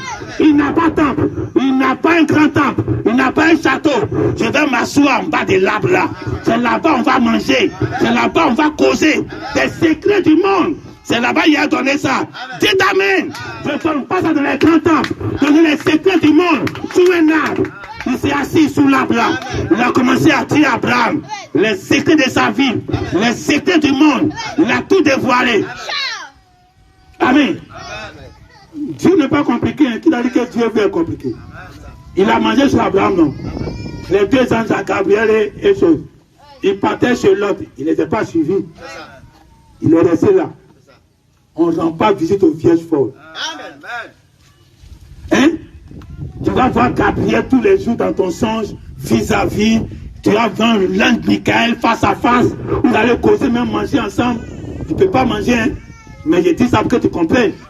Devenir camarade, ça ne dit rien. Amen. Dites amen. Ce que nous on fait aujourd'hui, ce n'est pas Gabriel. Ce n'est pas Michael. C'est l'ange du Seigneur. L'homme de Genèse 1. Il vient s'asseoir, c'est un homme. Vous vous regardez face à face. Il dit, mais je te ressemble. Tu es un homme comme moi. Ceux qui rendaient visite à Branham, quand il est sorti de la colonne de feu, ce n'était pas Gabriel. Ce n'était pas Michael.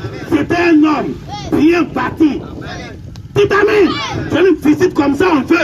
C'est un homme qui vient te rendre visite. Il dit, on est des frères. Je suis ton coéquipier pour lutter ensemble.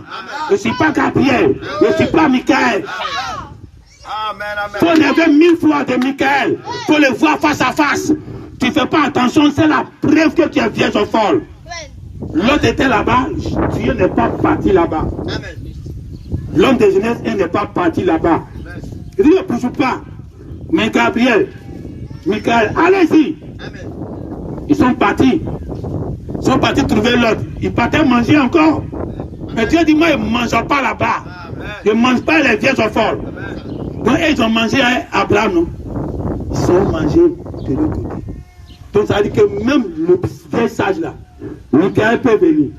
Gabriel il peut venir. Mais ça ne suffit pas. C'est l'ange du Seigneur qui est la confirmation que tu l'épouses. Mais chez les vierges folles là, l'ange du Seigneur n'arrive pas là-bas. C'est Gabriel et Michael qui vont.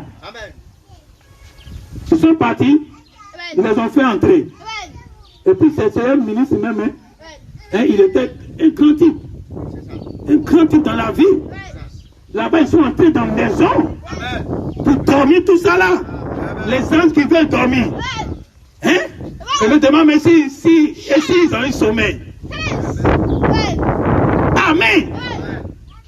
Alors le même Dieu qui te rend visite tous les jours là, c'est quel Dieu? C'est l'homme de Genèse 1 ou bien c'est les anges? Il faut faire la différence. C'est là que tu vas voir les cols qui ouin et puis les pitons d'eau qui ouin. Quand tu vois les vieux sages et les vieux folles, ils étaient 5-5. Qu'est-ce qui a fait la différence? On dit l'autre a une vase d'huile et les autres n'avaient pas de vase d'huile. C'est la différence, c'était la colle. Nous tous on est ouin de la même façon. On a les bouteilles, on a les lampes. Qu'il y a huile dedans, ils avaient huile aussi. Qui a dit qu'ils n'ont pas les Saint-Esprit? Aujourd'hui, tout le monde comprend qu'ils ont les Saint-Esprit. Mais quand on disait ça hier, on nous voyait comme des fous. Mais aujourd'hui, tout le monde est là accepté maintenant que les vieilles folles ont le Saint-Esprit. Donc tout ce qu'on a dit hier, ça rattrape aujourd'hui. Et ceux qui sont là à réfléchir aujourd'hui, c'est demain ça va les rattraper. Alors quand tu te ouins, si aujourd'hui tu es ouin de l'huile, de la corne, Dieu ne peut jamais t'abandonner. Tu es l'homme selon son cœur. Hein? Voilà, la pensée m'est revenue. Quand Dieu revenait sur le cheval blanc, hein, il venait, il y avait un patrouille derrière lui. Il ne venait pas seul.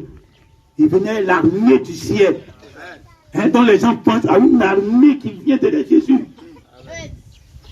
C'était plusieurs rois. Donc chaque roi avait son armée, tout ça était derrière. Plusieurs diadèmes. Donc tous ceux qui ont combattu, tous ceux qui étaient avec eux dans le combat là, tous ceux étaient derrière. Tout amen. Donc Jésus qui était devant, c'était un groupe. Dans le groupe là, chacun qui était représenté dans le combat de chacun, l'un qui se manifestait était derrière. Donc quand David a été loin, il dit je vais manger pain là, mais c'est pas moi c'est. Les autres ils vont manger aussi. Tout amen. Parce que quand tu as été loin, tous ceux qui t'ont accepté, quand ils reçoivent la même autorité, même onction, il dit moi et mes hommes on va manger. Une armée qui te suit pour combattre derrière le roi, derrière celui qui est assis. Il ne combattait pas seul. Il y avait un groupe derrière lui qui menait le combat avec lui. Mais sa parole, on dit son nom. Il avait un nom que personne ne connaît. Je ne lui seul. Après on dit son nom est la parole de Dieu. Donc c'est ça les gens ne connaissent pas. Dites amen. Ce dont les gens ne connaissent pas. Parce que c'est la parole de Dieu. Ça continue de s'ouvrir, on ne connaît pas. Ça va à l'infini, tu ne maîtrises pas la parole. Dites amen. Il dit ça, tu as canalisé dans les banques, tu es foutu. Le nom de Dieu, on ne peut pas connaître. C'est la parole de Dieu. Ce que Satan va entendre aujourd'hui, n'a jamais entendu ça. C'est ça la parole de Dieu. Ça vient, c'est lui seul, il connaît. Donc, en ce temps de la fête, le nom de Dieu, c'est la parole de Dieu.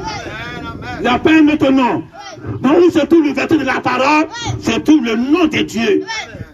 Et ça, personne ne connaît. Parce que ça va à l'infini. C'est lui seul qui connaît. Comme on te donne un caillou blanc.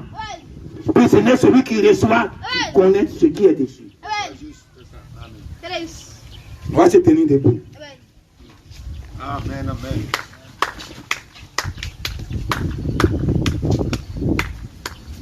Si Dieu t'a donné le message en ce temps de la fin, encore emballé, c'est que tu étais encore bébé. Dieu savait que s'il enlevait l'élément surnaturel pour te montrer ce qui allait arriver réellement, tu allais tout cafouiller. Alors il a emballé ça. Il a couvert ça et puis il t'a donné comme un médicament, comme un sucre dedans pour te blaguer. Mais en ce temps de la fin, où nous sommes aujourd'hui, Dieu enlève aussi le sucre. C'est l'amertume seulement qui est là. Tu rentres dans un pays où coule le lait et le miel. Le lait a coulé jusqu'à miel est venu. Le miel, c'était Jésus qui est sorti du lion, que les gens devaient manger. Le lait, c'était les prophètes qui descendaient. Dans tout l'Ancien Testament. Quand le miel est sorti, c'était la fin. Parce que c'était dans ce pays-là que les deux devaient descendre. Le lait et le miel. Ils sont reçus là-bas. Maintenant, chez nous les nations, on nous dit que dans nos pays, voici un livre qui a deux côtés. Amer et puis tout. Le tout est venu. Parce qu'on mange d'abord, c'est tout là d'abord. Donc c'est tout là qui vient. Mais quand Amer là vient, tu vas accepter. Ça vient d'abord dans la bouche. L'amertume, c'est dans le ventre. C'est-à-dire que c'est deux dispensations. Il y a le côté de la bouche, il y a le côté du ventre. Les deux ne sont pas ensemble. Au moins, le miel est descendu. Tout le monde lit les bandes, écoute les bandes, lit les brochures. C'est le miel. C'est ça qui est sorti de nous, les nations. Mais l'amertume arrive. Où on a enlevé l'élément surnaturel. On a enlevé le sucre. On a enlevé ce qui emballe pour te faire manger ça et on te donne plus tout maintenant. C'est amer. Et c'est ça, les gens commencent à vomir ça. Tu dis, on te pousse. Mais si tu es mature, tu peux regarder le visage. Parce que tu as le même visage de Jésus. Ça brille, toi aussi tu brilles. Alors tu vas prier. Dieu te donne sa position. Que tu aies sa position. Dieu te met de corps. Dieu te donne son autorité. L'autorité à la corne. Le transfert d'autorité. Dieu a transféré tout son pouvoir à son église. Comme Satan a transféré tout son pouvoir à la bête.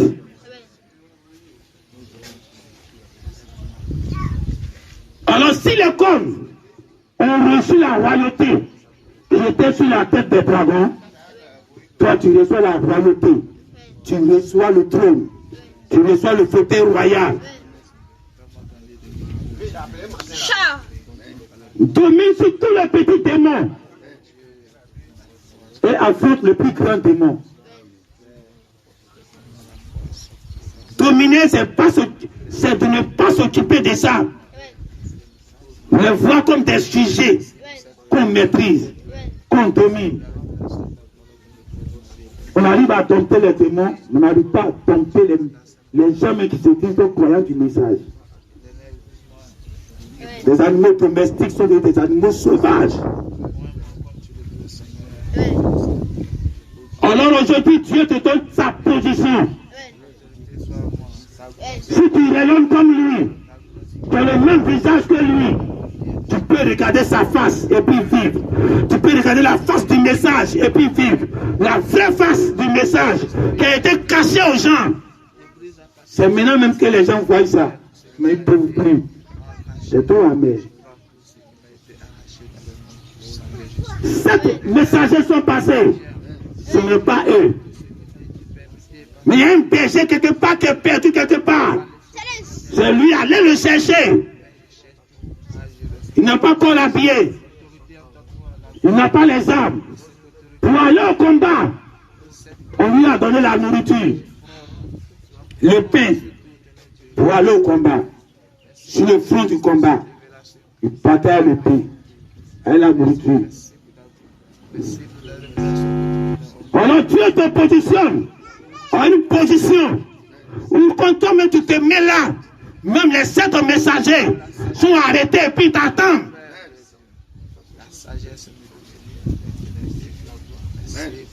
Tout le ciel t'attend. La 6e dimension t'attend. Tous les 7 messagers qui ont déjà défilé t'attendent. Tant qu'on ne t'a pas loin, tu n'es pas entré en manifestation.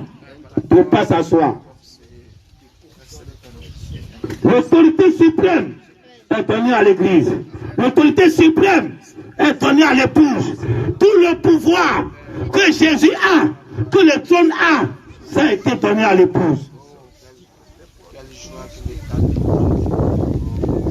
Tu peux faire confiance en Dieu, que Dieu t'aime. Dieu peut pas aimer, Satan ne peut pas aimer ses enfants pour dépasser Dieu. L'autorité du dragon a été remise à l'église, a été remise à un homme qui domine sur l'église, en chef. C'est lui qui prend toute l'adoration de Satan. Alors si Satan a tellement aimé le pape qu'il lui a donné toute sa gloire, comment est-il que Dieu ne peut pas t'aimer et te donner toute sa gloire? Tu es pareil, identique. Quand on arrive à ce niveau du temps de la fin, tu deviens pareil à Jésus. Pareil, identique. Tu transformes dans celle des jumeaux, des vrais jumeaux qui sortent de la même matrice. Alors, même puissance, même autorité, même gloire t'est donnée aujourd'hui. Si Jésus est parti défier la mort, puis il a vaincu la mort, tu peux le faire. C'est le dernier ministère que Dieu te donne. Les gens ne vont pas te croire, mais toi tu dois avancer. Les gens ne vont pas croire ce que tu crois, mais toi tu dois avancer. Dieu ne te montre rien, mais tu dois croire. Les 16 éléments vont partir dans l'éternité. Il ne faut pas croire comme certains qui disent que les 16 éléments vont tomber et puis c'est l'âme qui s'en va. Ça c'est l'enlèvement de l'Ancien Testament, ça. Ça c'est l'enlèvement d'Enoch et d'Élie. C'est de ça qu'ils croient aujourd'hui. Mais toi tu dois croire ce que Jésus a fait. On monte avec un corps glorifié. C'est la symbiose de la théophanie aux 16 éléments qui donne un corps glorifié. Un corps qui a tout pouvoir, toute puissance, toute autorité. Tu peux se comporter comme un homme et se comporter comme un esprit.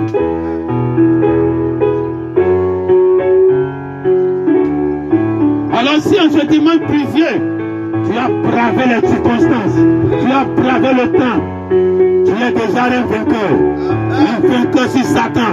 Il a voulu t'intimider, un vainqueur sur Satan.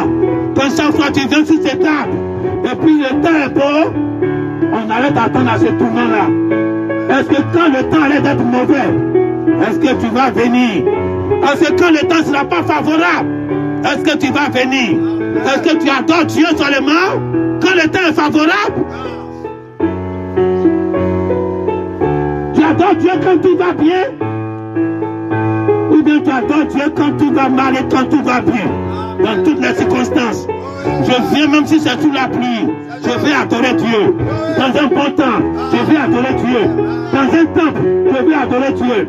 Au dehors, je vais adorer Dieu.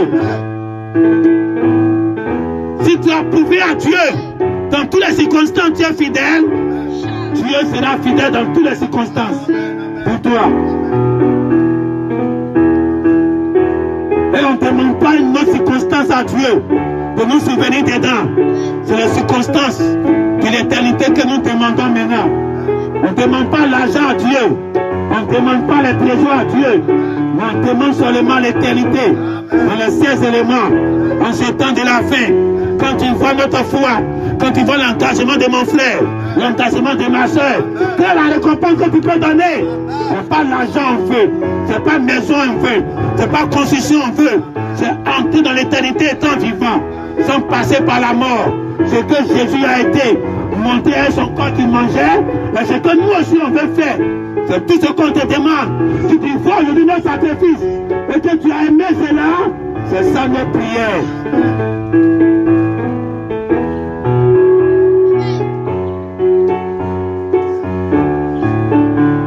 Alors Dieu te voit aujourd'hui comme il a vu David.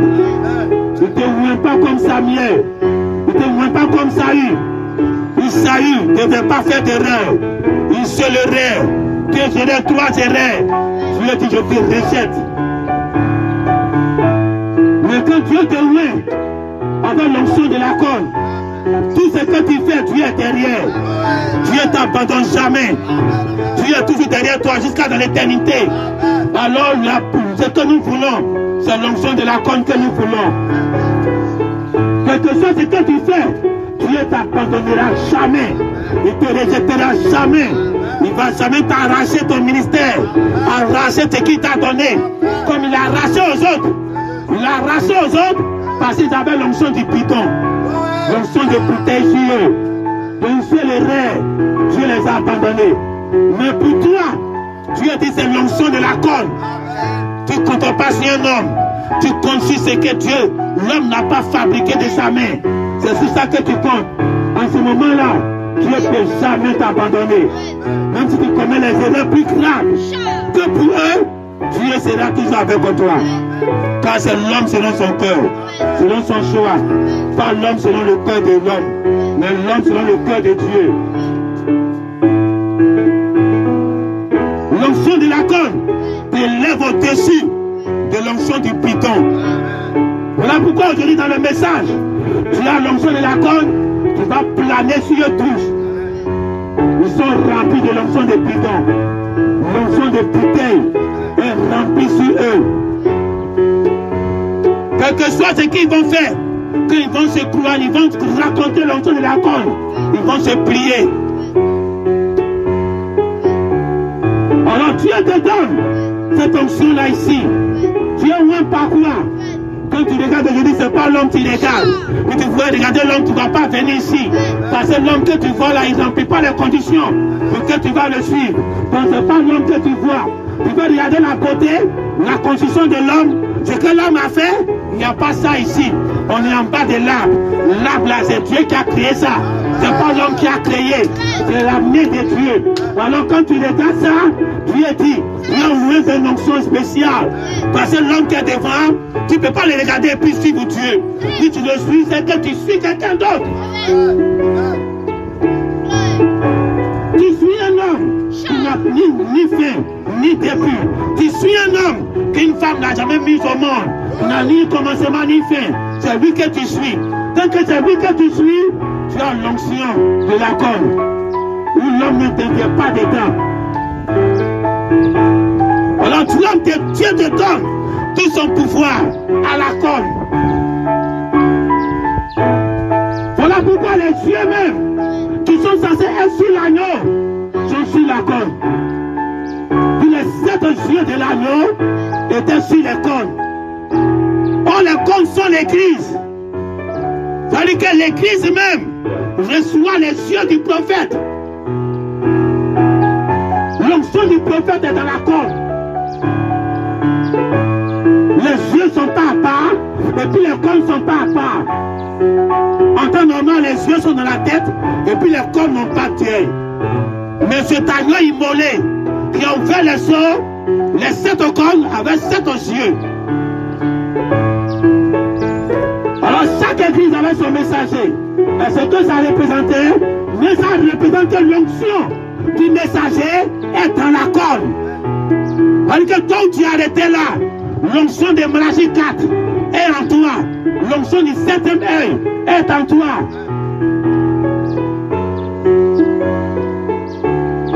Si tu as la corne, l'œil est dedans. L'œil ne se sépare pas de la corne. Dieu te donne son trône. Il faut trôner. Si tu as trôné, tu dois revenir en chef.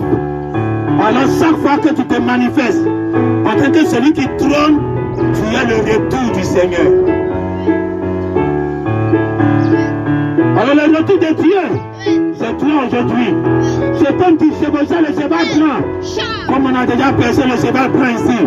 Si vous écoutez là, ça va de quoi il s'agit. Alors l'homme qui se faisait le cheval blanc, quand il revenait, ce n'était pas un individu, ce n'était pas Branham, ce n'était pas Jésus. Tu es dedans. L'armée qui le suivait derrière, tu es aussi dedans. Alors cette armée qui revient, ce n'est pas pour combattre l'ancien combat. Quand Jésus était prévu dans l'Ancien Testament, qu'il venait pour battre le troupeau, il venait pour combattre. Il est venu combattre, on a vu. Le combat qu'il a combattu, c'était contre les maladies, contre tous les démons. Il est parti de l'enfer, il a vaincu Satan, il a vaincu la mort. Et il revient dans l'Apocalypse. Il revient encore en conquérant. Ce qu'il a déjà conquis, c'est pas pour ça qu'il vient. Il veut pour conquérir ce qu'il n'a pas conquis. Quand il était à la caisse, il n'a pas conquis. Jésus n'a pas conquis une seule chose. Rester vivant et rentrer dans l'éternité. Jésus n'a pas conquis ça. Il est monté au ciel avec ses seuls éléments. Et il est mort quand même. Rester vivant et entrer, c'est ce combat-là qu'il n'a pas conquis. Ce qu'il a déjà conquis, il ne peut pas venir combattre encore pour ça. C'est déjà un acquis. Comme on a dit, on était déjà sauvé, c'est pas nous va être sauvé. On était déjà guéri, c'est pas nous va être guéri. C'est que Jésus a déjà vaincu, il n'est pas pour combattre. Mais ce combat-là est déjà acquis. Toute l'armée qui est derrière ce royaume qui est en train de descendre sur un cheval blanc, c'est contre un combat que Jésus n'a pas vaincu ça, qu'il n'a pas combattu ça même. C'est quel combat? C'est rester vivant, entrer dans l'éternité. C'est le combat que Jésus n'a pas combattu.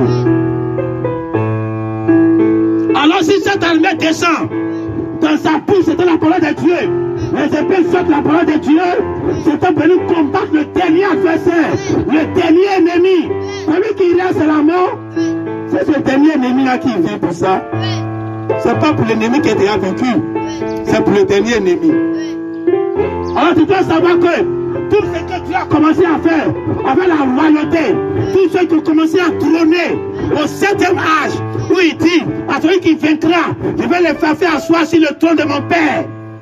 Ce trône-là, quand tu t'assois dessus, le seul combat c'est pour ce dernier ennemi. Et aujourd'hui nous sommes parfaits de ce combat, pour ce dernier ennemi-là. Alors c'est un combat de tout le royaume. Alors on va forcément vaincre. Tout le ciel est derrière toi. Tu vas forcément vaincre. Tout le ciel est derrière toi contre un seul ennemi. Comment tu ne vas pas vaincre? Mais il est très colasse. Il faut tout le ciel. Toute l'armée du ciel. En train de descendre pour le dernier ennemi. Nous sommes dans le dernier chevauchement de cette armée du ciel. Tu es en train de combattre ce dernier ennemi. Ce dernier chevauchement-là, tu es dedans. Tu dois savoir que c'est sur toi que tout le ciel compte. Les 7 fils d'Ésaïe comptent. Les 7 messagers comptent. Ils sont arrêtés comme des corps habillés. Ils sont en train de t'attendre.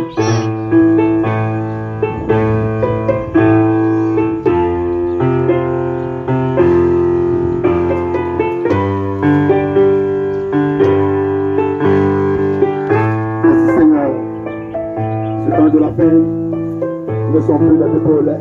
Nous avons été ouverts à la corde, à le Saint-Esprit vivant, et non pas le bidon. Alors, estime-toi heureux, tu fais part de la tribu de Dieu. Amen, amen. Oh Dieu, le cours de vie, le puissant de la ce matin, pour nous aider. Amen, amen. Que Dieu vous bénisse dans le nom puissant de notre Seigneur Jésus-Christ. Amen. Et amen. On acclame le Seigneur. Amen. Va bénir ton frère, bénir ta soeur. En lui disant, mon âme dit oui à la parole. Mon âme dit oui à ce glorieux message. Mon âme dit oui ce matin, on va aimer. On va chanter un cantique pour appeler. Amen, amen. Pour positionner, amen, les offrandes, amen. Et tout à l'heure, notre révérend va venir nous donner, amen, des informations concernant tout ce que nous devons faire. Amen, amen. On va amen, amen. Oh. Après avoir écouté la parole, amen, amen, nous allons arroser cette parole puissante, glorieuse. Amen, amen. devient plus un pratique vivant, amen. Voilà.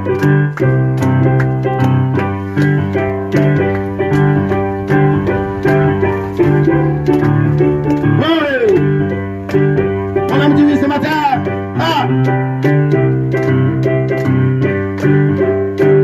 Voilà.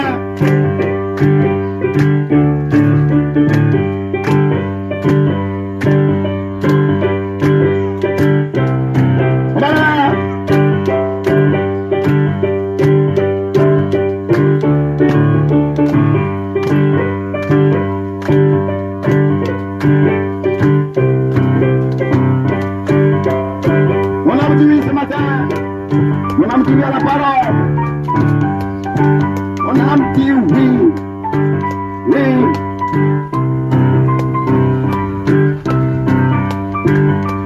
Oui. On a un petit oui. Oui. Oui, Seigneur, mon âme dit oui. Oui. À ta parole, mon âme dit oui.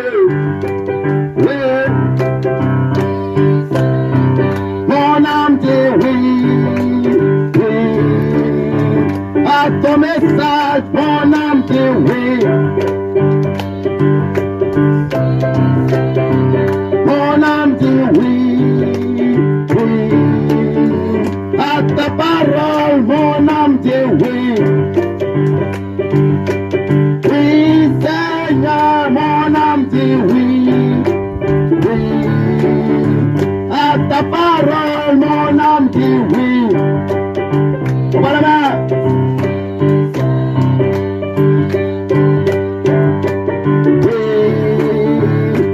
Ton message, mon âme dit oui, oui. Mon âme dit oui, oh oui. À ta parole, mon âme dit oui, oui. Comment est là? Quel bonheur d'être dans la maison de l'Éternel Dieu Tout-Puissant.